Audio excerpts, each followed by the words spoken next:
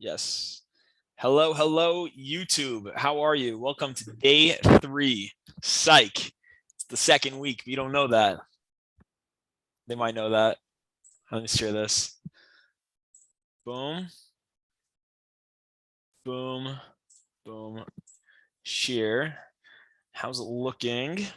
Okay, this is how it's looking. All right, so let me make this guy big.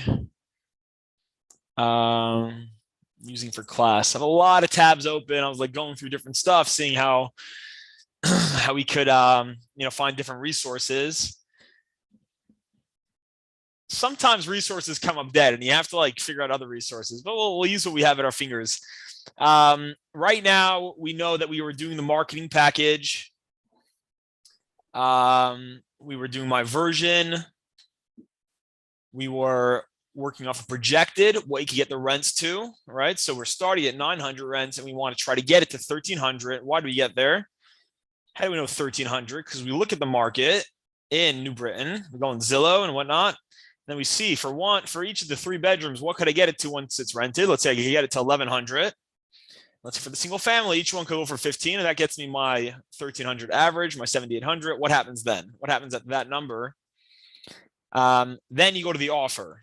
Okay, so now in the offer tab, this is where you're going to go and run the deal off. I think that's probably the best way to do it. You can either go, whatever, you could go off my version or offer. You want to see what happens when you offer, based on that offer, what happens when you run the deal. So now that will take us to the bottom columns, all the bottom tabs. So I'm going to actually put this rent back to the 900 average, the 64,800. It's going to bring us back down to that. But right now I'm going to run it at a 10% vacancy rate because I think that the pile, right? The offer is like the actuality. What's happening here? So I think there's probably going to be a 10%, just because like I like to leave a little leeway. The expenses will pretty much stay the same. I do have on the spreadsheet, on the slide, how to calculate what the future might be, what the future taxes could look like once they reevaluate the taxes. Like I said, they reevaluate the taxes every 5 years. So it's pretty simple to go online. You can probably figure it out. Like, I don't know, either you ask a broker or you'll ask somebody. You'll ask a mortgage guy. When was the last time that New Britain had their tax evaluation? New Haven was this year. Let's say for New Britain, what was it last year? And what's the mill rate? So you could probably go over here. You type in New Britain tax mill rate. See what they say. So New Britain's 49.5. Connecticut, they tax you for motor vehicles, the Schwanzes. They tax you as if it's property. So the taxes also have a mill rate, but the property mill rate is 49.5. So if we look at our handy dandy slide for a minute. Welcome to the Real Estate Deal Analyzer. The joke. Amazing. It's going a little fast. It's not really, yeah, okay. Go down to the bottom. I believe I added it.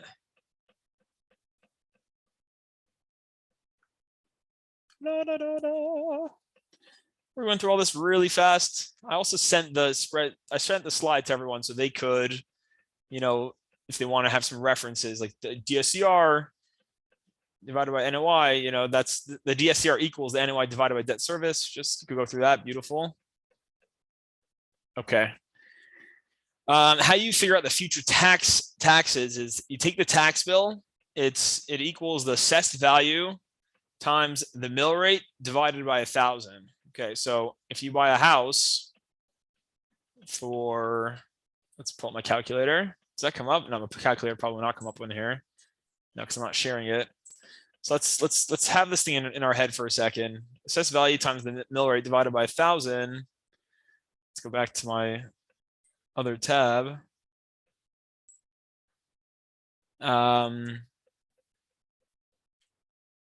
People could see this. Okay. So you want to know what the future rent might be. I can throw a calculator in right here, but the assessed value, let's say the assessed value is 100,000. Could you guys see this? People could probably see it. Yeah, you can see it. Yeah, you can see it. So you do 100,000. Let's say your assessed value, right? The assessed value means that the city is assuming you are worth X, Y, and Z. The city thinks you're worth 100,000. So you go equals 100,000 times the mill rate. And what was the mill rate in New Britain? We said the mill rate in New Britain was 49.5. So we're going to go 49.5.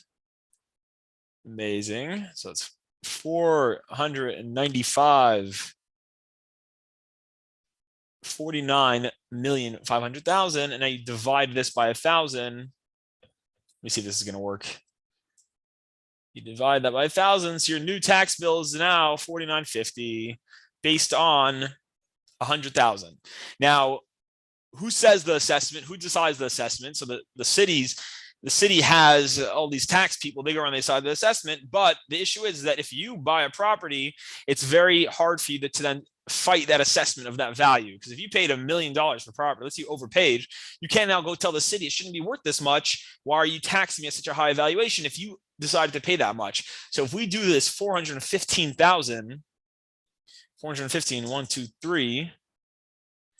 It's not looking too high. I don't think your tax is only 20,000. Let me pull up the calculator over here.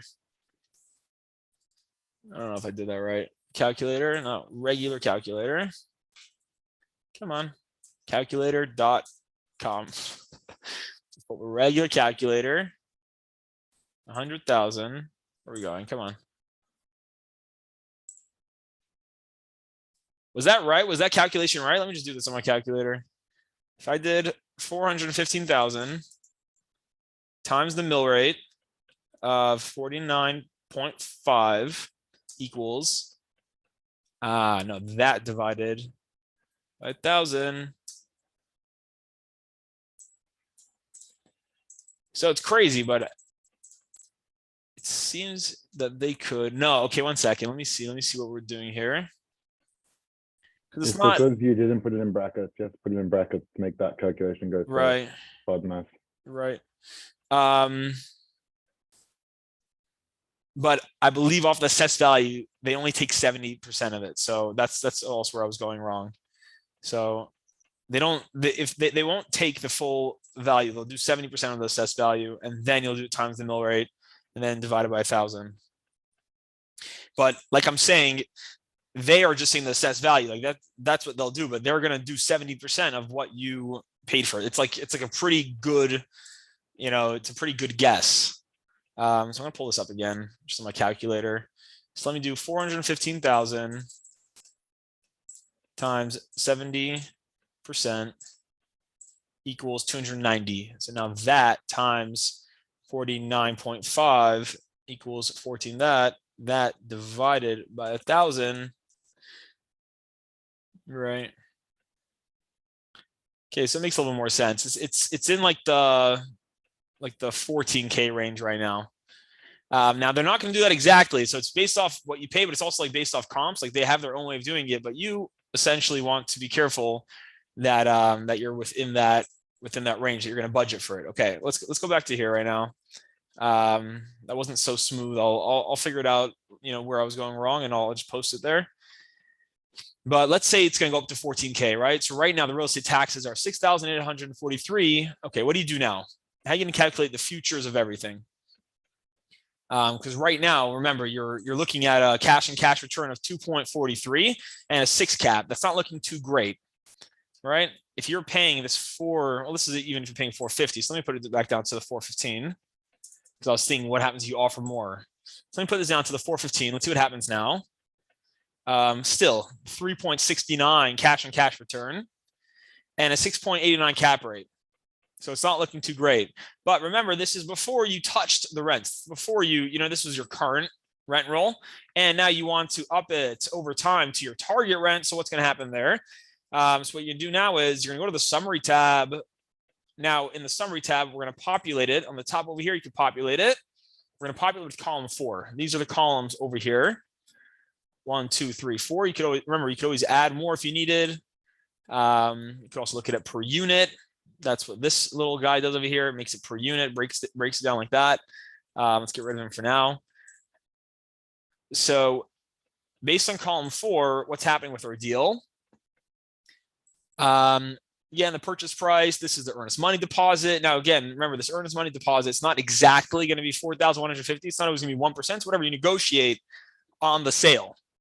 So if you negotiate a $4,000 deposit, that's what you're going to get. If the seller is being adamant that he wants a $10,000 deposit, that's what you're going to pay as well. Whatever, you guys are going to negotiate it. So your down payment, boom, boom, boom, based on an interest rate of 6. Okay, over here you see this blue. Remember what I said in the beginning? You could always edit the blue. Don't edit any of the black. Over here you see you could change this, no problem. But if you were to change the black, you'd be getting rid of a function. It's hard coded, as Yakir likes to say. So don't touch that. But let's say you were putting together a big deal, and part of your fee would be an acquisition fee.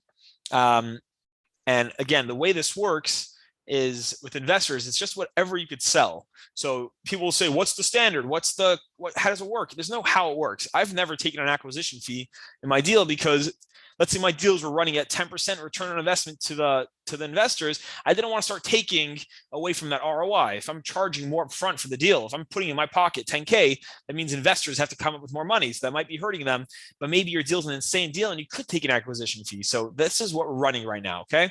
Right now we're taking a 0% acquisition fee. And that means again, that on the acquisition, when you buy the deal, you're not taking any percentage of it right now. But let's say you put in 1%, you just change this thing to a 1.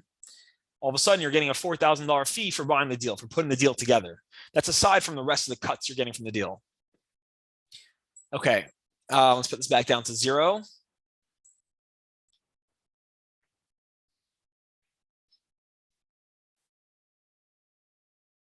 So 1 second, why is it starting from 925? This might be taking. I already changed these from last time. Okay, it's fine. We'll go back. We'll edit it. Over here, we're still working the summary tab. So we want to make sure all these things are good. They're earnest money deposit, the acquisition fee. The cap rate of resale is just what we're assuming the cap rate will be when you are refinancing or when you're selling. And remember, like what I said, whatever the NOI is, you divide that by the cap rate. That's what you could assume your future value or your future sale price could be, because that's the value of your property. So if everyone in New Britain is getting an 8 cap, which is pretty accurate, people are getting 8 caps in New Britain, maybe a little bit less even, 7.5, 8 cap. But if you're assuming that it's worth an 8 cap, that people in New Britain will buy an 8 cap, then you could take the NOI, you could divide it by the cap rate, and that will tell you your future price. And we'll see that in a second by the exit strategies. Lovely. So right now, remember your income right now is 64,800. That means you're getting 900 in rent average. Your vacancy is just going through it. Beautiful. Cap rate at purchase is 6.9. Not great. The average cash on cash is 8%. Now this is because I already edited the P&L. I'll go in there in a second just to show you what's going on. But your average right now is 8%, and he's not happy because he wants it to be at least 9. That's what his opinion is. That's his theory. This guy, you don't have to listen to him. And at these numbers, your current debt service, the year 1 debt service coverage ratio is 1.34. And all that means is the NOI that you're getting, the net operating income, your total income yearly divided by your mortgage payments is only 1.34 times more. So it's if your NOI was 40,000 and your mortgage payments was 20,000, then it would be 2 because you double it. This is pretty tight to being in the red because 1.25 is the minimum that a bank will look at, and this is 1.34. It's not looking too great, but it's not bad. Gross rent multiplier. I always forget what that means. I'm not sure it matters too much. Okay, now this is the member equity and the manager equity. So over here, this is a very simple deal. This is saying that from day 1, the members and the people who are putting down the money, the investors, they own 70% of the deal. And you as the guy who put it together, you're called the syndicator. You are now the manager. You get 30% of the deal. Now, this could change. You see the blue, you could always change it. Let's say it's 80, 20. That will help the deal a little bit, right? If you're giving away more equity in the deal, if you're giving away, if you're not taking 30%, you're taking 20% now. So now the investor is getting more money, and that makes the deal a bit sweeter. That just made it in the green. You're trying to sell a deal. You're trying to sell a product right now. People who are putting together deals, they're like shluchim. They're raising money for a Chabad house. It's a capitalistic Chabad house. It's not an idealistic Chabad house, but you're trying to buy a property. Over here, we're trying to buy 6 units in New Britain to make money. So you're raising money, you have to sell it. Now, let's say the guy doesn't want 9%. It's hard to sell 9% average year over year. whatever. If you look at the market, 9% is not bad at all. But if you're trying to sell 9%, somebody might not want it. So maybe you got to take even less than 80%. Maybe you have to be taking, I don't know, you have to be taking 10%. Now, if you're only taking 10%, is this deal worth your time? That's something else you have to figure out. This is the balance. People ask, how do I split with investors? What's the standard way to split with investors? This is where you're figuring out that balance. It's whatever you could sell. So, and you have to sell it with you being willing to do the work, right? Don't sell something. Don't say you take 100% of the building and I'll be, happy with just the management fee. You're buying yourself a job for no reason. You're not buying yourself passive income. So see what makes you happy, see what makes them happy. Now, this is all this is meant to be before the P&L. Last class, at the end of it, we edited the P&L a bit, but I'll show you what that means. Let's go back to 80-20. It's a pretty fair split. Now, there's also other ways that you can split investors. The sheet doesn't really deal with it, but there's something called waterfall agreements or waterfall partnerships, which means that just like a waterfall, it starts here and it flows down, and then the money flows in different ways.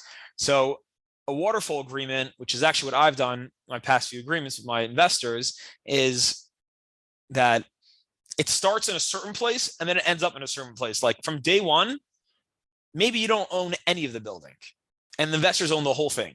And then once you pay them back, then you guys have a split. Or maybe you own 20% and they own 80%. And once you get them back their capital, right, through a refinance or whatever it is, once you get them back their capital, their initial investment, then you guys would go to a 40-60-40. Whatever you agree on your people. So this sheet, again, it's dealing with a very basic split. It's not really dealing with waterfall splits. I have to do like a little customized Google sheet on my own, just like do my own split.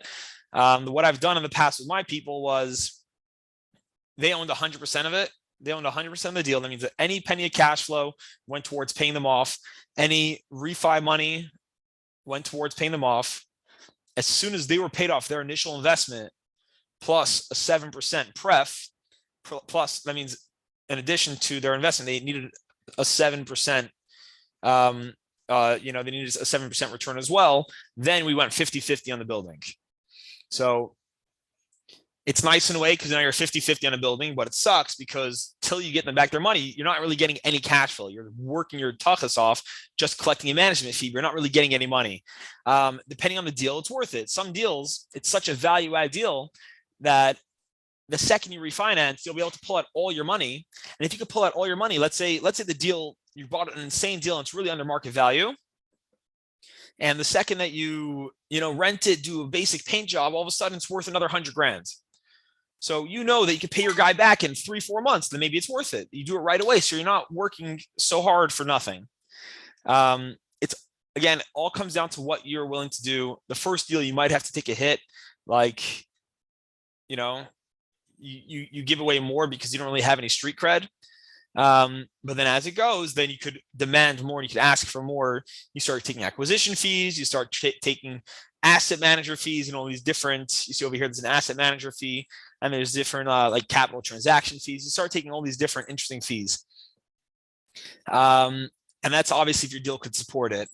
So over here, you disclose all this to your investors and what fees you're taking and what this or not, or you're just showing them then the cap rate and their return on investment? Yeah, you'll want to show them. You want to show them everything. Okay. I can show you a pro forma that people like brought to me that they wanted like me to invest in a deal or whatever. And these guys were like really, they had the whole glossy, pro forma to show to investors. That's when you're raising millions of dollars and you really want a company, like either they have a person in their wing, but I know that they pay a company to make their pro formas. So over there, it'll say like every little thing, and that broke down the waterfall agreement like exact. And they were very creative with it. Like from day one, they were 30, and then it went up to 40, and then they went up to 50. Once they were once you got back your initial investment plus. Let's carry on.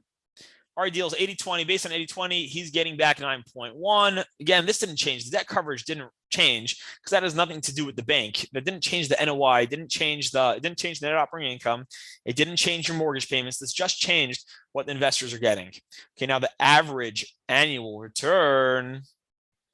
Why is this higher than this? Cash and cash average.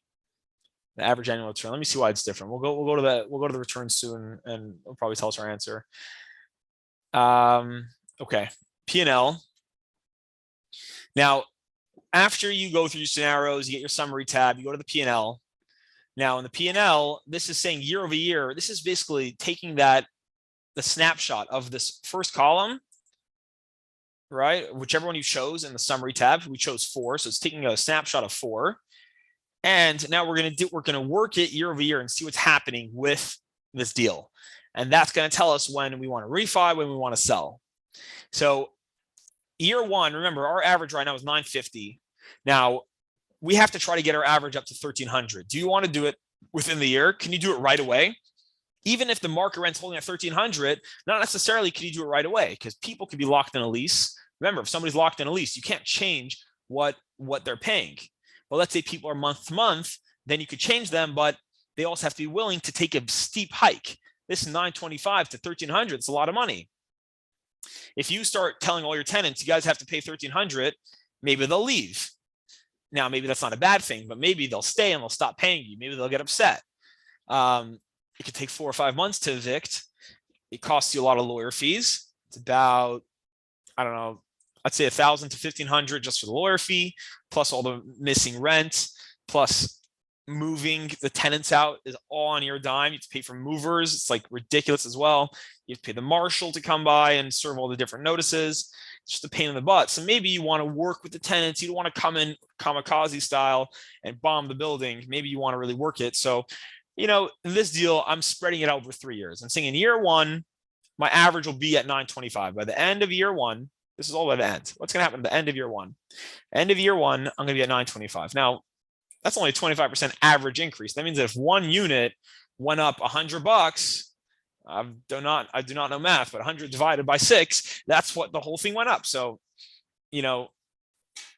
maybe you could be more aggressive than this. Maybe you could say in year 1 it's going to be 1,000 and year 2, 1,150, whatever. I'm doing it like this. Doesn't really matter right now for the sake of our class. You could know your market, know your deal, know what you want to do. If the building's vacant right now, you could get it up in year 1 because all you have to do is renovate it. I love vacant buildings. As long as they're not like too bombed out. In a vacant building, you get in, you do your plan right away from day 1. That's if you want to do a value add play. So in this deal, I'm saying 925 year 1 average. At the end of year 2, it's going to be at 1150. And then finally, at the end of year 3, the average, that means the average between all 6 units is going to be 1300. And like we said earlier, the 1 bedrooms are going to be 11 and the single families are going to be 15. Okay. Now over here, you see the annual rent escalator. Year over year, you want to up your rent a certain amount and you want the machine to do it for you. You want the sheet to do it for you. So I'm doing a 3% year over year average increase. That means it's 1,300, automatically it's 1,339. You can change this. If you're in a really crazy accelerating market, maybe it's going to go up a lot faster. So you can change this to 5% if you want. Then you see that after, remember, these are hard coded. I put them in 1,300, but after here, it's doing this plus the 5%. So now it's going up. But now what about your expenses? Expenses also go up. Do you want it to be at 3%? We've been having 9% inflation, 8.25% inflation. So, maybe your expenses are 8, whatever.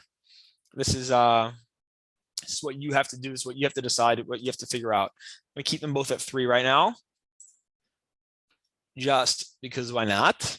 And remember, this is this exact screenshot of year over year, what was happening, but now it went up 3%. Here it went up 3%. Here it went up 3%. Okay. Now, remember, these are the steps. We start in scenarios. We find the one that we want to work on. We go to the offer. We go to summary. We select the tab that we're working. We, make sure everything's inputted right. A lot of times the sheet, the one I gave you to make a copy off, will start off with a 1%. So don't forget to change them to 0 if you want it to be 0. Repairs and reserves took it from us. The closing costs, remember the 22K took it from us. Golden. P&L we worked. Now we are going to go to the exit strategies page. And really, this is where I see if we have a deal or not. That's what I always think. Okay, this you could change as well. You have a drop down. NA means not applicable. There's not going to be any refi in this deal. There's always a sale. You always have to run a deal with the sale time, because in order to run numbers, you have to have a beginning and an end and then see what was happening in between. But you can always change this. You can change this to 10. You change it to whatever you want. We're gonna do it at 5. Year 5, you're gonna sell. This is what's happening right now. 22%. That's a pretty crazy deal. Let's go back to the exit strategies. So these are 2 exit strategies that we have right now. We have the refi exit strategy, cash out refinance, end of year 3. And then the cash sale will be year 5. Sorry, you should change it over here, not over here. Did I change it there? Let me put it back. Let me put that back. Yeah, I don't want to change that. I want to change it over here. Don't change it here. Change it up here better. So refi is year 3. Okay, now let's see what's going on over here. Can you guys see it pretty clearly?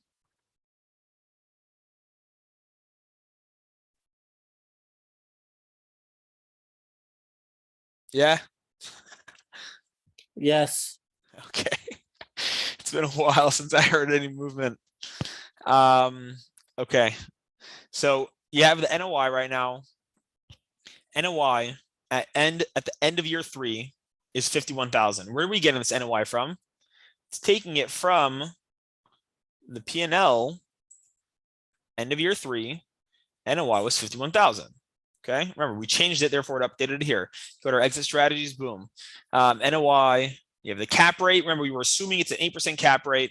This cap rate was also taken from the summary tab over here. That's the 8% cap rate.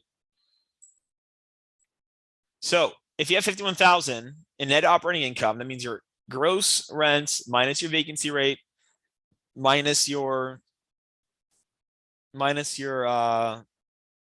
expenses, that's your NOI, times divided by 8%, gives you a cap rate of 642,000.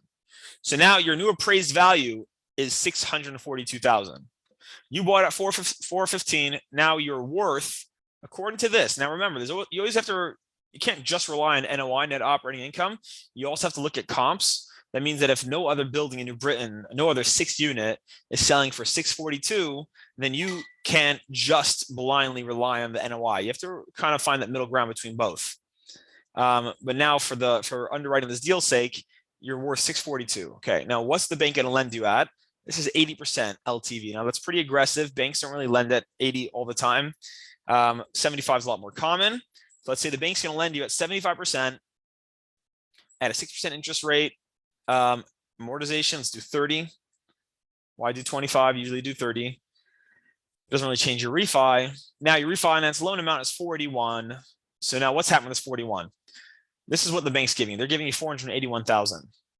Of this 41, 16,000 is going to refinance costs. You have to have a new appraisal. You have to have your fees, your lawyer fees, the bank's lawyer fees, all the same sprach.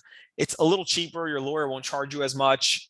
You don't have to do a title search. I think you do have to do a title search again, but there's a bunch of other stuff you could avoid. You don't have to do all these different costly inspections again. It's just a little bit less. This is just a guesstimation. Let's say it's probably in the 10 to 15 range. This is pretty accurate. Prepayment penalty, we spoke about it the other time. A lot of times a bank charges a prepayment penalty.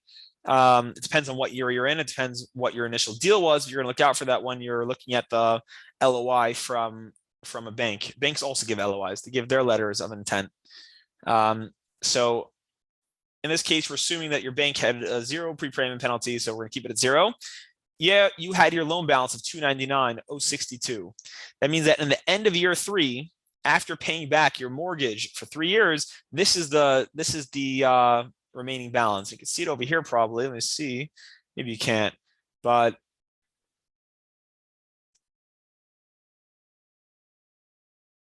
total debt service principal, you paid back 3,000 this year, 4,000. It's not seeing it over here, but your remaining loan that you owe for the initial 415, right? Remember, they gave you 75% of that. Now you're only paying off 299. You are now left with 166,413. Awesome. Now, imagine you didn't put a penny into this deal. So what was your initial investment to the deal? Let's go back to scenarios. Pay 415. Your initial investment was 167,750. And now you're getting back 166. So capital accounts balance after refi, you still owe your investors $1,337. Now, this didn't take into account any of the cash flow that you were making all this time. Either cash flow, it depends whatever you negotiate with your people. Because remember, every year you also are getting cash flow. You were getting a certain amount of money every year as well. Cash flow. Let's see what the cash flow was. Cash flow available for distribution. They were getting 6,000. Then when he upped it, they got 16,000. Then they got 23,000. So they were getting paid. You were getting paid this. This is what you were getting paid. Down here, you see the excess cash flow to manager. That's your 20% cut. His 80% cut was giving him 6,000, 16,000, 23,000. And then in one fell swoop, he got a chunk of change from this refi. So either you still owe money or you don't, depending on whatever your deal is. Now, common practice, let's say you were 2080. After paying him back, if there was an excess, I'm just going to change this for a second, even though I'm doing a big capital sin changing this up here. I made the 75,000. I'm going to put it back. Then you had a lot more money, right? Because you're now worth 937, ... You were left with 380. So over here, return on minimal capital, you gave him back his full initial investment.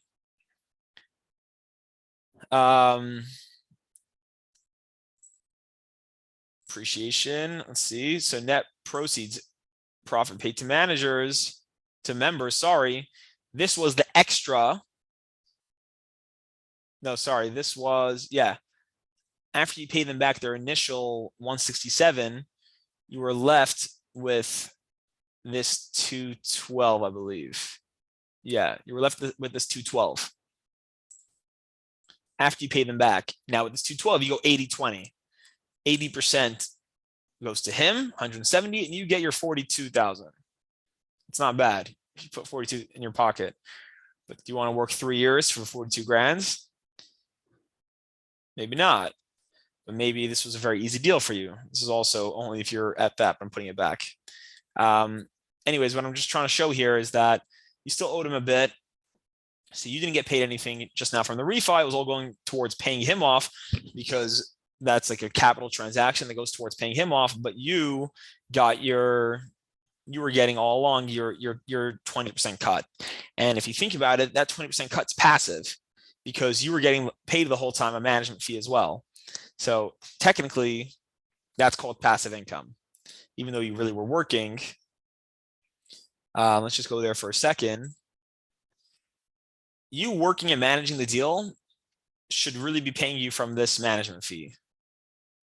That means that if you ever wanted to walk from the deal, you don't technically have to manage the deal. There's nowhere that says a syndicator has to manage the deal. And on bigger deals, the syndicator doesn't manage the deal all the time.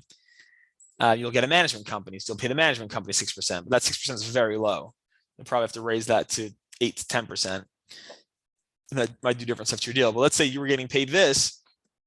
So the rest is considered passive income to you because all you have to do is put together the deal once, and then the deal will pay you for the next 5, 10, 15 years, however long you own them for.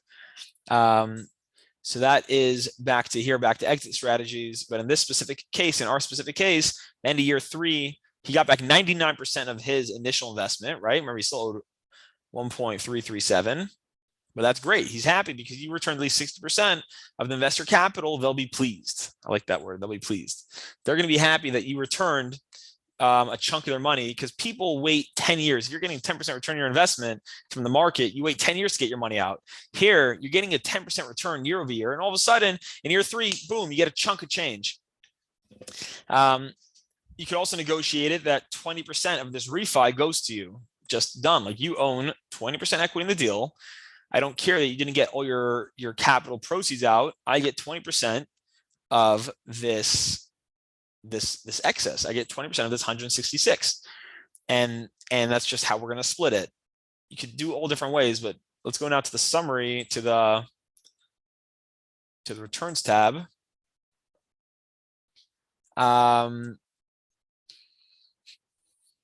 So this is just calculating all the different returns that are happening here. So initially he put in 167,750. That's with the closing cost, the down payment, everything. Remember cash flow year one, 6,000. That's only 3.68. Year two, he got 16,000. That's 9.8, but between the 2 years, it's only 6. Year three, he got back 13,000 because if he put in 167, sorry, 13%, if he put in 167,000 and he got back 23,000, that's 13.82%. But year over year, that's only a 9% return on investment. But then in the same year, he also got back the return of member capital. He got back 166,000. So he still has a capital account, and he still has a balance because he didn't pay him back the whole chunk, unless, like I said, you also consider this paying back his money. But that is up to you guys to negotiate. Now, what are his returns? So now after that, his returns are 1,092 because, well, that's based because he only has $1,000 left in his capital account, and he's getting 14,000 the next year. So that's 1,000 times, and his total average, his in the fourth year, his overall average was 280%, right? He got back all his money plus double, and then when you sell, boom, your pocket was looking like this at the end of all these years. You got back 19,000 total at the end of 5 years. You also sold. When you sold, you had some extra money as well, because remember the 3% is ticking up every year. So you now sold at let me go back to the exit strategies for a second. Let's say over here, the end of year 5, now the NOI is at 54 based on ACAP, 681, right? Your appraised value then was 642. Now you're at 681. But let's say you really were able to up some more. Let's see what happens then. Let's say in this year, you weren't just 11, in 5 years time, rent didn't just go up, so little. Let's say now the average is 1,500. Let's see what happens then at exit strategies. Your NOI now is 61,000. You're worth this. You have I don't know why this is so. Well, sales cost is always higher because it's going to be way higher than this. Just broker fees are 5%, and I put this at like 8%.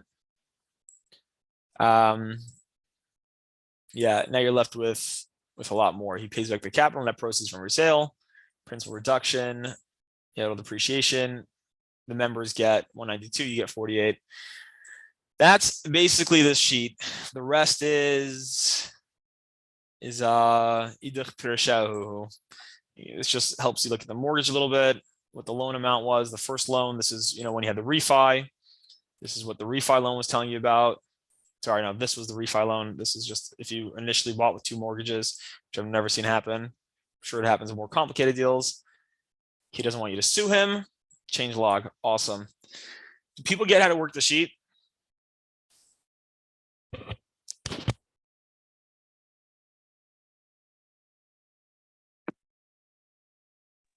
Were you just asking if people get how to use a sheet? Yeah. I get the general idea of it. There's a lot of information on it and a lot of different ways you can mess around with it. It would probably take me, a few deals to really maybe even get very comfortable and really properly get a hang of it. But I definitely get the concept of going through it. But there's a lot of information coming in on just different deal structures and different deals, things like that. Yeah. Definitely. All very interesting. Yeah. So it's like people want to know how do you split with investors, and the answer is that there's no answer. You just got to do whatever you could sell. Don't take 90% of the deal and give your investor 10% of the deal, even if it's making him decent amount of money. Let's your investors happy making 5%. Don't give him 30% of the deal, because then you're not going to be able to sell that. Like the guy will know you have 70% of equity. He's just not going to be happy with the deal. Just because that's just a pride thing, even though his money's there, it's just the most common way. You have the 80-20, the 70-30. That's the cleanest way. You could have 80-20 for the first chunk till you refi. If you paid them back on the refi, now you guys are 50-50. So simply, if that was the case, let's your 80-20 to start off. And then let's say let me change the P&L for a second. Let me just do this to 1200.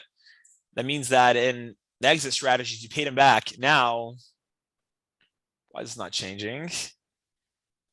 P&L.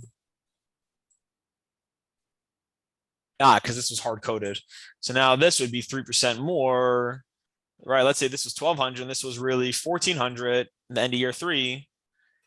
So now your exit strategy, now he'd be paying off 100%, right? Because now your NOI is a lot higher. If your rent at the end of year 3 was 1400, your NOI is a lot higher. You now paid him off 100%. Now remember that 80-20, you're getting 10 grand to your pocket, not bad. But now that you paid him back all his money, you guys are pretty equal. So maybe now you should be 50-50. So, I'd go to the returns and then just after here, I'd chop the other cash flows 50-50 instead of 80-20, just see what that does. And maybe you don't sell. Yeah, Bubba. Can I ask a question? You may definitely ask a question. This is pretty, I really like this sheet. It's a very nice sheet, but this is pretty tailored, I guess, to either, value add residential or, just residential as is. I was wondering, is there any other sheet that you have or that you can provide that cover other areas, or do you need to take this sheet and tailor it which way you need it to work? So, for example, you were talking in the beginning about commercial or industrial or things like that, where I guess a lot of the things in here may be a little bit redundant, and then there are other things that you kind of need to know, even though it's the same principles. Is there a sheet that you have for that, or does this just need to be tailored the way you want it to work? Yeah, it's definitely more for multifamily than for anything else, but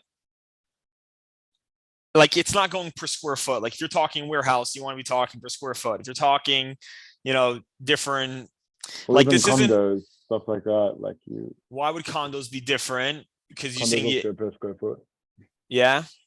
And you have your sale out price. It's a little bit different. I'm curious if there's details on how to do that, or you just come to figure it out off the sheet. I don't see why. I mean, if you owned a condominium, I don't know. I've never owned a condominium. I don't know what changes so much. I think that maybe your expenses would be higher, and then part of your income would be the HOA fee that you're getting.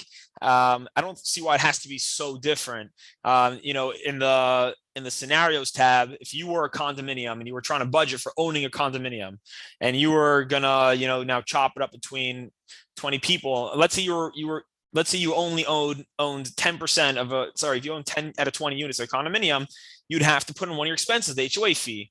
What are you asking as far as a condominium? Like you're talking about my main question is if this sheet comes in other items, like for me specifically, I need for construction, for example, like you're buying, let's say, a piece of land. You can't put a piece of land in here without putting in all the construction costs and all of that. I'm trying to figure out how I can add all of I guess that side of it, or perhaps you have a sheet that covers that. No, I right now have this for multifamily. I don't have it for ground up, but I'm thinking about it. Like this sheet wouldn't give you your construction budget. You'd have a different one that gave you your construction budget, right? Let's say you had your own sheet, like, okay, it's going to cost, the land is this, and then per square foot, it's $250 in New York a square foot, all in, let's say, I don't know, whatever your calculations are, but then construction loan. Whatever you're getting. And then you plug in the numbers into this. Yeah, you plug your numbers in here. Like, you put in, like David was asking about like a warehouse, and it's probably multi-family tailored this thing, but I don't see why it shouldn't work with any. What do you think, Levi? What do you think? Sure. I mean, look, I'm honest. Like, I definitely think it could work. There's no reason why it shouldn't work. It's a really cool system where it kind of pulls all the data from one tab to the next. I'm just curious if you have like a magical, I guess, suitcase up in the cloud that has all of these different, you've got like, I can promise you it exists. That performer, yeah. Yeah. Because this is a lit performer, and if I had it for construction, it'd be a lot easier. I can also build it. It's true. I have a different sheet I could share with you. excellent sheet just for budgeting construction, like just labor, material. Whenever, because I used to work by Gerrish and Eichhorn, and we did a lot of turns, and that's what I'd do. I'd do like the turn, I'd do the construction budget there, and then I'd take the data from there and I would plug it into here. It was 2 separate sheets. I'm sure there are sheets that are for like you know, the beginning and then the value add, and I mean this also does the value add. But yeah, it's But you should be able to take, go back to your question on warehousing, you should be able to take this sheet Performa and the triple net. So you're not plugging in all the extra stuff that a regular property should. You're just doing exactly, a very simple run because triple net, you literally don't have to pay anything other than yeah. What's triple net? Triple What- net what are you means the covering in tenant triple pays net? everything. Yeah, you Triple net have, means the yeah, you gotta tenant pays everything. cover the roof, the structure. you're right. Not even, by the way, I think that's like double net. I think triple net, I don't think you do. I don't know. I don't think you do anything in triple net. I think like they take care of the, you know, the push of the facilities, like the roof facade. They'll do their own maintenance. I don't know what it stands for. It's like, I guess just net, like net bottom. Like they pay for the taxes, they pay the insurance, they pay all the bills, they take care of the property. So if you're looking at like a Walgreens or like a Rite Aid and it says absolute triple net, this is what it usually means. But David, Um, to your point, even with warehousing or industrial, a lot of times you'll have reimbursement clauses. So you have to pay it and then you have to get paid back. So you, for example, if you're taking financing, you would have to budget that in because you have to take money from your investor to pay those bills. Then they get that money back. so you need it up front. Interesting. Also, a lot of times with these flips, you only get paid back for what you spend. Like banks don't just give you a construction loan for 100 grand. You have to do requests. That means that you have to have 20 grand to get started. And it's also only work that was done installed in the building. If I have a whole kitchen cabinet set waiting to be put in, they won't even count that as money spent. Even if you spent it, it's there in the house. They only look at installed, and they'll do an inspection, and you know, you always try to jack it up. You say like, yeah, it costed me $8,000 to do the floor, and you know, so you always get as much of the draw as you can. But A, it's illegal. B, it's whatever. It's just a pain in the butt. So just you have to budget for that as well. I wanted to go through David's warehouse. We just look at it real quick. Yeah. The thing with David's warehouse is that it didn't have a price, but that doesn't hurt us because in real estate, they're not telling us the price. We're telling them what we could pay for it, right? So, I got probably 1.9. you ruined it. So what do you do when you want to start this, right? Remember, always make a copy. So I go to my Google Sheet. I go to my inbox, still master, whatever. Let's find it. Make a copy. Boom. Where'd it go? Where do you go, buddy? Make a copy. Copy of make a copy. Nice. And then we're gonna open it. This should sorry. This is the other sheet that I had, the very clean whatever sheet, just scenario A and B. We'll do that in a second if anyone's interested to stick around. This is the cash flow analysis. This is just like real quick, just to have that. I like to send this to people. Just this is a very clean thing to send to people. You do the proper description. I get rid of all these tabs, and I just write the game plan. You know, maybe in another column you could stick pictures. I like to stick pictures here, or you just send a Google Drive. I mean, this is pretty basic stuff. Like if you had a massive deal for millions of dollars and you were fundraising from, you know, you're trying to like get like real money, then you would get that glossy Performa. I think this is fine for now. Make a copy of deal analysis master sheet. Let's do that. Make a copy. Boom. Where to go? Copy. Make a copy of deal analysis master sheet. Lovely.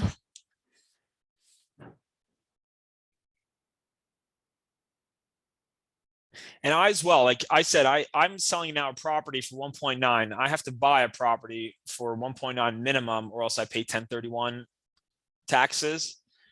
So I was also running a bunch of different deals. That's up here. I had the 96 unit in PA. You see, I had the initial starting. He didn't put any of this, whatever. Well, maybe we could look at that as well. Okay, I want to change the name first. First things first. David's warehouse. Okay, lovely. We'll go to scenarios. David. Where are you, David? Why is it on cap? Everyone see what's going on here. Dave. Okay, lovely.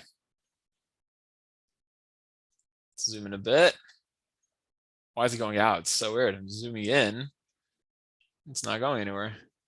Okay, anyways. Okay. So here you have this guy. He has, let me just put it side by side if I can. Stick it into here. Maybe download the picture. Yeah, it's a little tight now. Okay. Let me see. Download, open image. Okay, let me do that. Save image as. Save it to the desktop. Nah, but I'm not sharing the screen. I'm going to have to like reshare the screen, whatever. Let's see if I can just zoom in here again. Come on, Bubby. Come on, Bubba. I could send it to you guys as well, so everyone could have it. Why not? It's good to have it.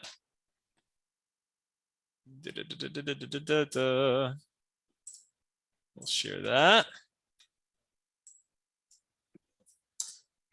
Okay, so everyone has this guy. All right, anyways, let's go here. Now, where did that copy? David's warehouse. Okay, we're at 0. Everything's looking lovely here. Purchase price, we don't know, but I'm going to make one up right now. I'm going to say, let's say 1.5 million. So asking, continue editing. Asking is 1.5 million. And as far as we know, this is what it is, 25%. Okay, numbers of units, it's 1 unit, it's 1 warehouse. Now, on commercial, the bank's probably going to want more down, I'd say. Also, if it's not currently rented and making money, it's going to be very hard to get a loan in the first place, because if it's empty, remember, banks always look at what's happening right now as is. If it's empty, then your debt service is going to be crazy. Like, where's your debt service? Yeah, it's like 0.00, because there's nothing happening. You don't have any, well, it's probably not right. So let's say we're going to put this to 30%. You're putting down 30%.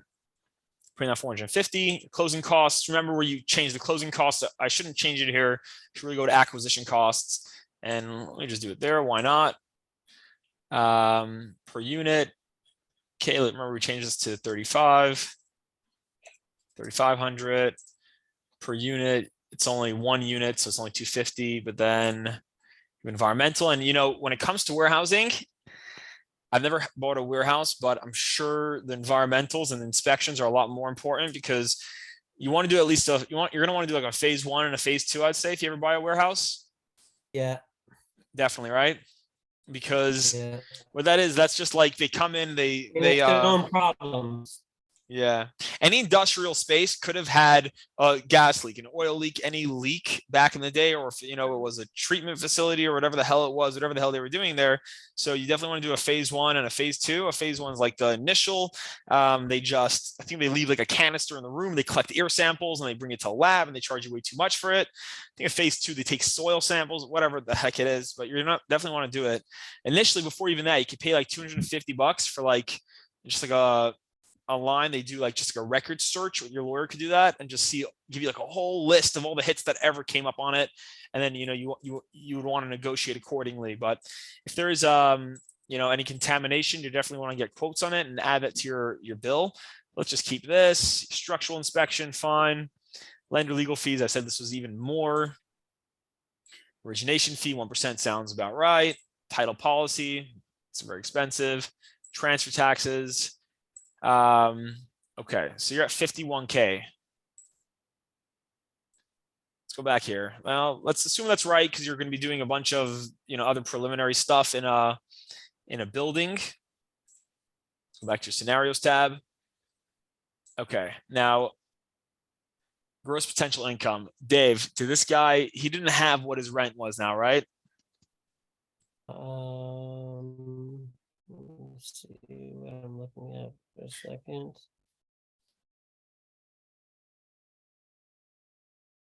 Profit. He's making Income from property, right. property Right. So right now, 12.5. income, there it is, boom. 12.5. 12.5 monthly, yearly, it's 150K. So remember over here, the gross potential, that is yearly. So 150, 150K. Vacancy for commercial retail, they do leave it higher. I mean, hopefully if you buy a property, you want, like, one of the most important things, like we were saying, was you just want someone locked in with a long AF lease, unless it's really easy to get someone else in there. So like, let's say, you're a warehouse and you're in Jersey or New York, you're always going to have another customer. But if you're in middle butt F nowhere and you're not sure if you're going to get another customer, make sure they're locked into a 10-year lease. Because or else your vacancy is going to be a lot higher than 10. Let's say they're 10. Okay. This guy had a CDC loan. I guess he got some sort of COVID loan. I don't know. Bank of America loan. So he's paying monthly 3K to this guy. That's not our issue right now. We don't know. We don't care what he's paying. We're gonna see what we're paying. Property taxes yearly is 21.6. So 21.6. Insurance is $2,000. That's it. Yes, Hey, it says. Is it like a 50,000 square foot warehouse, or is it like No, it's only like an 8,000 square foot warehouse. let's say, so again, for this insurance, you're gonna ask your broker. He's gonna give you a quote. Maybe there's less happening in the warehouse, so you don't need as much insurance, or maybe there's more happening. Put a 4K.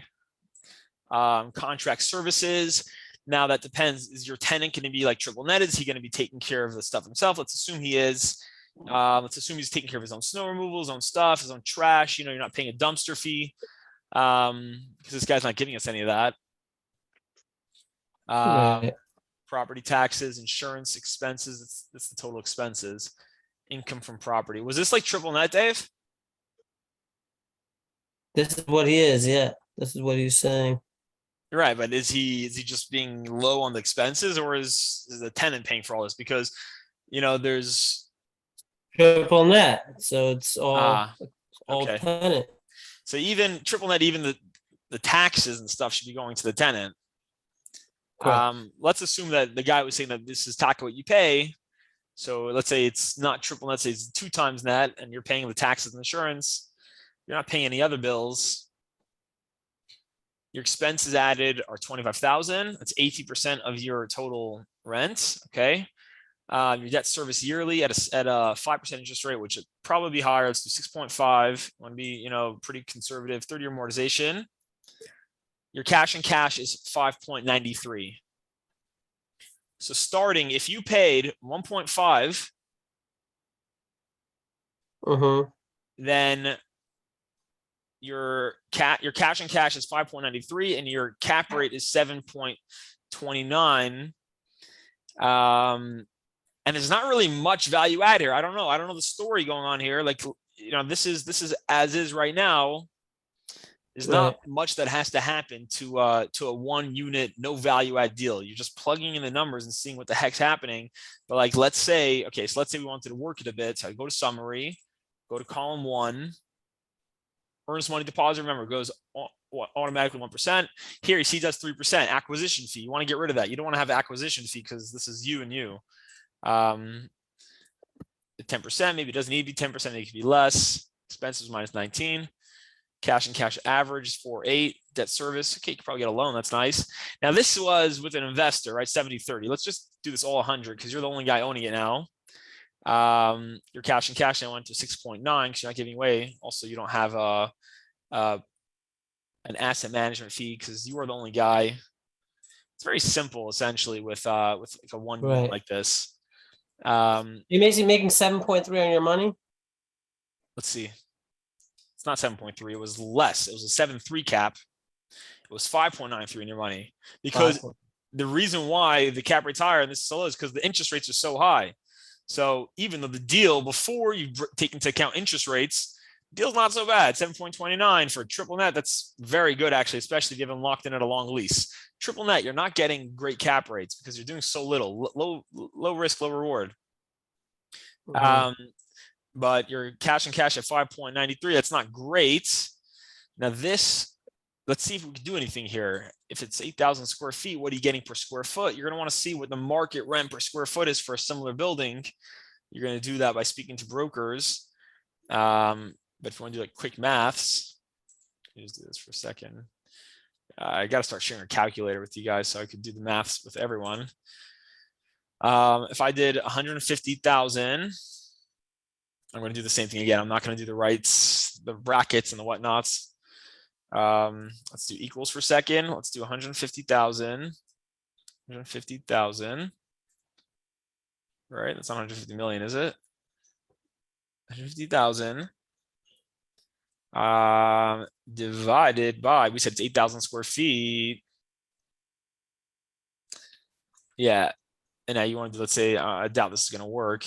Okay, let's do, so what you do is, I guess you do this, the brackets, you go bracket, bracket, bang, divided by 12. So it's $1.56 a square foot a month, if this was accurate. You want to know, could warehouses be more than $1.56? Because maybe then you have a value add play.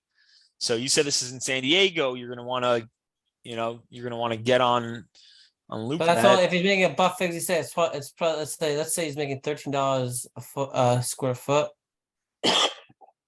Well, this is 18 a square foot. How's it? Where are you getting A year. This is 18. This is almost 19. Oh, 19. Sorry, yeah. Dollars a square foot a year. So depends on where you are at. Like, you know, that's how you do it. That's what you have to see. You have to see per year, it's 19. You have to see if, you know, you could beat 9, you know, is 19 below market? Is it at market? You're going to want to look at, okay, so a really expensive resource is CoStar. You guys heard of CoStar? I did. Yeah. So it's like, you had to pay like 10 grand a year or something. Yeah. Also, it's really weird. I had like, I was going to get an account for $400 a month. And then I told him I'm an investor, not a broker. So he's like, oh, you're an investor. It's the same shtuck that you're getting, but now you're paying $800 a month. And I'm like, wait, what just changed? He's like, oh, because you're an investor. I was like, oh, sorry. It's really my buddy Paris's account.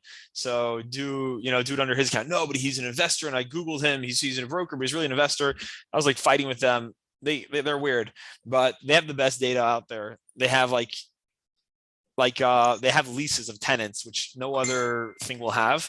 They'll tell you, like, as far as I know, tell me if I'm wrong. Does anyone besides your CoStar have like information on current tenants and how long their lease is and everything? No, how long? I don't even, how do they even get that? Property Shark has voters on the property. It has You what can on the see- property? Yeah, you have voters and which unit they belong to. So you can basically see who belongs to which unit on the property. Right. If they're registered as voters. So Of voters. you can also see any like outstanding liens or anything like that, like all the documents related to the property on Property Shark. That's pretty cool. Yeah, Property Shark's great, but it's basically just New York, right? No, that's not. Right. It's you have to pay more money for elsewhere, but Property Got Shark is it's good for New York though. Right. Dave, this is also at 1.5. Remember, we didn't know our asking price right now. So this is all based on marketing package of 1.5. So remember, you got to still go to offer and see what you're going to do. Let's say you don't want, 1 second, this isn't taking that. 150,000. No, it's probably 115 million. Now it's the same 1.37 debt service, not bad. What are you worth at? In order to get a 9 cap, you got to offer 1.2. In order to get an 8 cap, you got to offer 1.3. So you got to see what you want. You know, if you offered 1.3, what does it do to your deal? So you're gonna want to edit it a bit. 1, 2, 1, 2, 3. Anyone else have to count between the millions and the hundreds of thousands? It's like count all the zeros. He's upset at us because we're not putting any repair and reserves. I don't know. Is the building turnkey? Like these are all things that I don't It know. is from- turnkey, yeah. Yeah. So all right, I hate leaving nothing there because I don't know. Always something. There's always something. Yeah, straight up. So it's a little weird. Archie, what about the other tabs that you usually use, like the rental increases? That could boost the value of your property in 5 years or whatever that could be, no? So that's yeah, you're right. I mean, you're gonna have And what's the business there? well, the business Well, you there can- isn't really who your has- business. Who has the upper hand? It depends if it's a renter's market or if it's a. So I just Googled the average capitalization rate for San Diego industrial market, 6.7%. 6.7%. Are you happy with the 6.7 cap? Yeah. But remember, your 6.7 cap, you're also getting financing on it for a 6.5% interest. So you might be getting your 7.5 cap, but your cash on cash is a lot lower. But this, Tella, you're right. We do have to use the other tabs, but what we're saying now with these leases, you said in the beginning, for example, that you would only come into an industrial lease either A, if it's tenanted, or B, if it's vacant, you can add value to it beforehand. So if it's tenanted, at least a lot of the deals that we do, we'll renegotiate the leases beforehand to add the value so that you know exactly what value you're getting. Because it's not like you said, it's not like a residential market where tenants can come and tenants can go. Like if your tenant leaves, even if it's a high, even if there's like a very low vacancy rate in the market, it still could take you a month, 2 months, 3 months. Most they calculate with industrial properties, like it could take up to 6 months. So you have to like try and negotiate your leases before. That's always what we do. yeah. While we're in contract, we renegotiate all the leases. That's the Yeah. only way you'll get add in financing. values.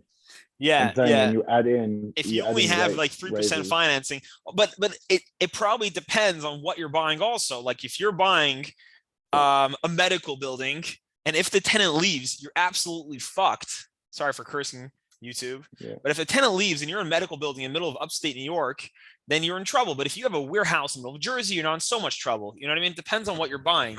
You're going to have to be doing a lot of market research as well. And I think the best way to do that is to, you're going to go on LoopNet. You're going to see on what things are renting for. You're going to speak to brokers.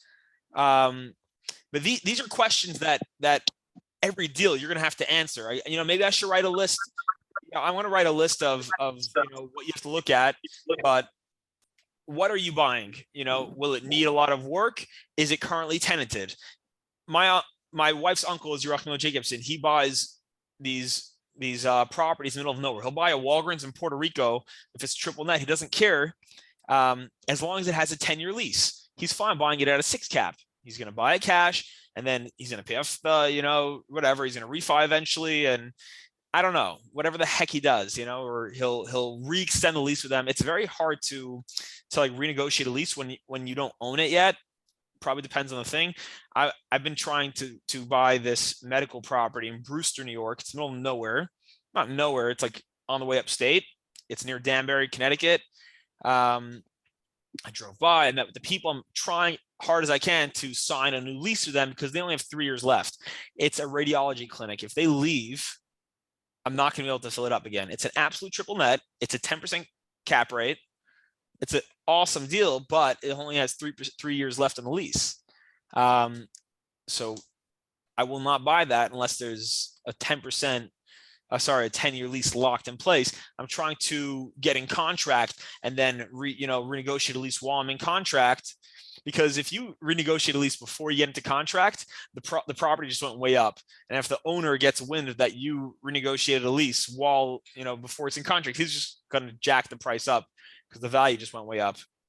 I said this before, but when you, a Walgreens, or I keep saying Walgreens, but any triple net property that is from 2015 is worth less if it has 2 years left on the lease than a property that was built in the 70s, but it has a 15-year lease. It doesn't matter about the building when it comes to commercial. It matters a lot more about the tenant. That's at least with like office buildings or like big retail buildings. Due diligence is a lot longer than on industrial properties. Yeah, So like you 30 have a lot more days time at to least, work or what? leases. Like, what do they do usually? No, you can extend it out to like 3 months, 4 months easily. Really? Legit. Really? It's That's like- crazy. Everything's longer. You know what I'm saying? Yeah. I want to show you.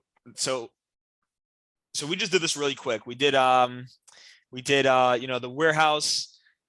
We could take a look at this 96 unit that I was trying to get figured out. So I wasn't going so detailed about all the different stuff. Like over here, I know the average rent's 730 right now. So, you know, the 1 bedrooms and 2 bedrooms is 51s, 46 twos at the average. And I don't really care what the average is now. I don't care to have it so accurate. Maybe like this is also like preliminary stuff just to see if there's a deal here. Yerachmiel said that they're now renting these at 950. So we're going to try to get my target to 950 in 3 years, whatever. And you're going to be at 91K. So back to here, he's trying to sell for 9 million. That's 93 a door. Apparently it's a very nice property. Down payment, ... He didn't put any repairs and reserves. He had the rent at 840, 730. He had a very weird thing. He had a really low, a low vacancy rate, but I think either they made a mistake or there's something I don't know, because they put the vacancy rate as part of the income. Let me see if I can pull it up.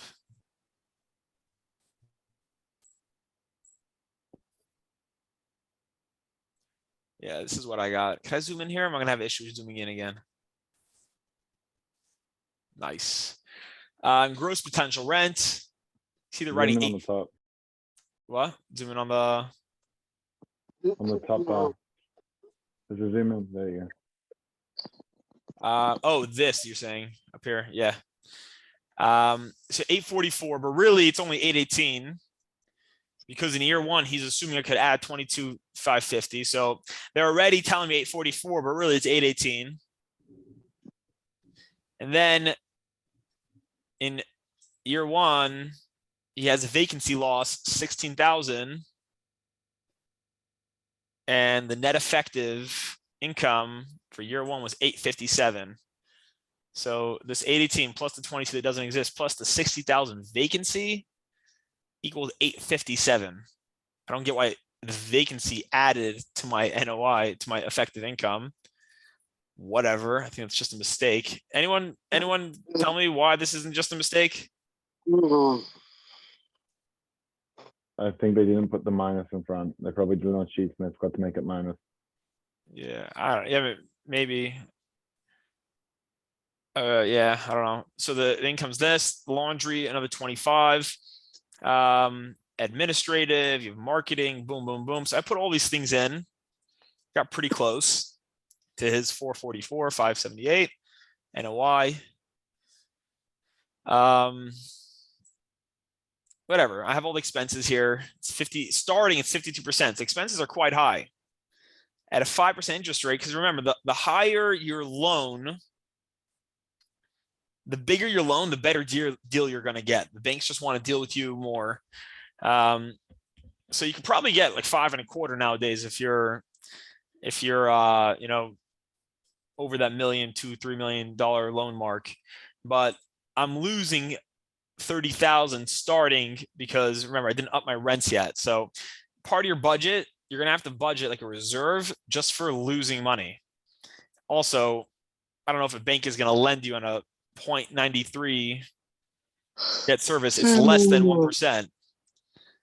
You know what I'm saying? Anyways, this deal didn't work even after I value added and I was trying to get it down at 6.3. It started working. Even at 6.3 is that 1%. But then once I started adding it, then it got a little bit better. Also had my reserve here. But the same principles basically applied. And then, you know, I went here, and then I went to the summary tab. My expenses were 58%. Cash average 12.2, not bad. Debt service, not bad. But that's after I started jacking up these rents. Okay, it's probably time. Perfect. We're free to go, be free. Thanks, Daichi. That was awesome. Yeah, guys, that was chill. I enjoyed that very much. We'll go through this thing at some point as well. It's very simple. This is just gonna break it down, and then I think tomorrow what we'll do is I have like a bunch of different like contracts and whatnot, and just different processes, and we could talk a bit about just different resources that you have online. Like there's something called a GIS, which you can find like any property card, or you can find anything basically in any city with the GIS, which stands for something interactive mapping services. I don't know. Let's say Connecticut, for instance, if you want to find out information on a property, let's say our property here, New Britain, you go over here, this is on Vision Appraisal. You have 144 Curtis. I think that's what it was, right? Curtis. Why is it not coming up? You copy, or was it using for class? What was our address? We're 148 Curtis. People are free to go, by the way. I'm just gonna like, you know, chill and hang out for a second. 148 Curtis came up. This could tell you a lot. This could tell you what it sold for last. Well, it's not really telling you much because the same guy owned it for a bunch of years. It says sale price was 0. I guess he just kept on, you know, trading hands between himself.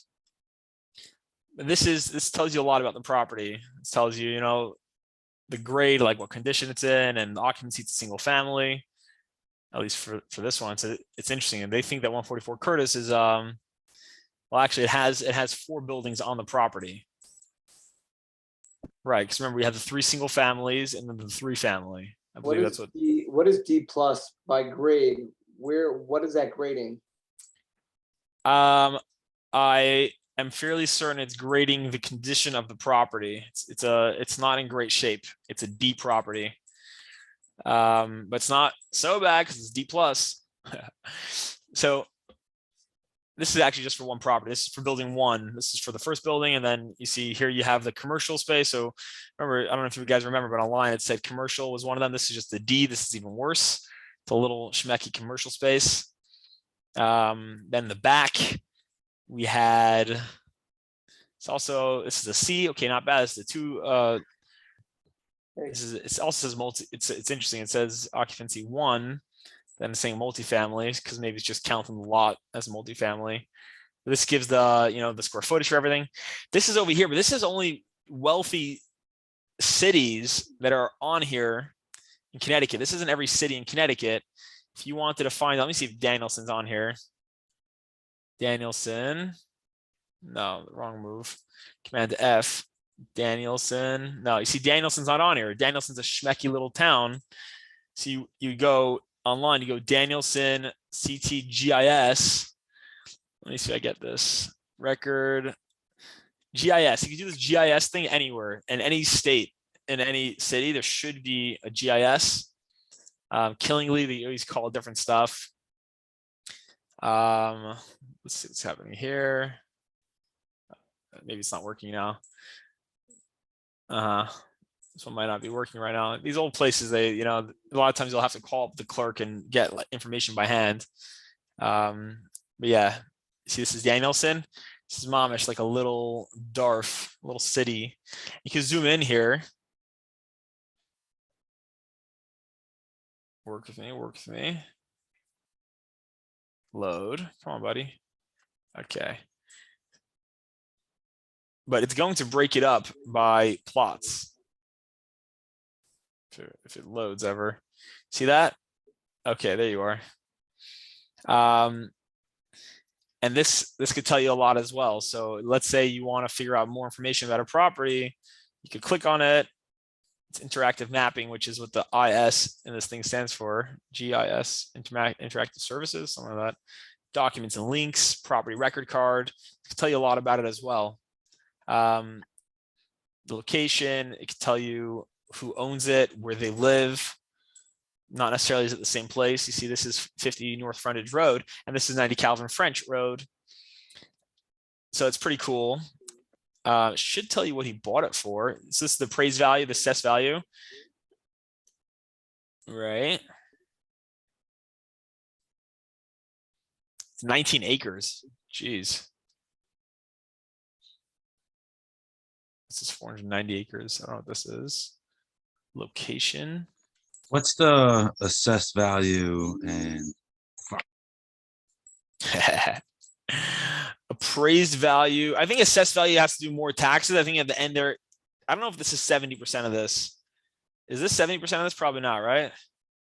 But they're going to charge you on the assessed value based on the mill rate. So this times the mill rate should be this person's taxes. This is what they think the taxes are. And you can Google the Danielson mill rate, and this will tell you what their taxes should be. Whatever the city thinks the assessed value is.